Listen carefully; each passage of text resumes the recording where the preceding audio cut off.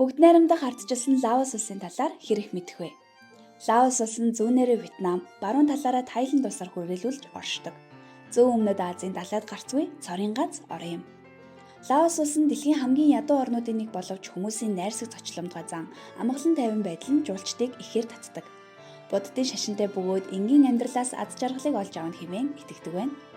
Чиглэг халуун цаг агаар өтгөн ой мод нь олон амьтдын амьдрах орчныг бүрдүүлдэг.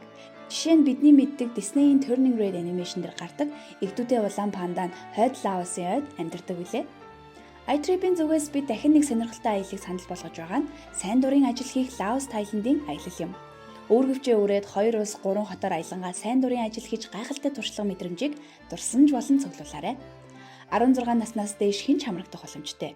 Нэмж дуртахад энэхүү аяллыг зохион байгуулж буй боловсрал ирээдүйд төрийн бас байгуулга нь боловсролын чиглэлээр 2011 оноос хойш үйл ажиллагаагаа явуулж байгаа бөгөөд аялангаа сайн дурын ажил хийдэг Global Citizen хөтөлбөрийг 12 жилийн турш тасралтгүй зохион байгуулсан туршлагатай гэдэг дээр үндэслэн энэ удаагийн Dream Share хөтөлбөрийг санал болгож байна. Аяллаа талаарх дэлгэрэнгүй мэдээллийг iTrip аппликейшны аялал зэсээс танилцаарай. Аялал бол амьдрал юм.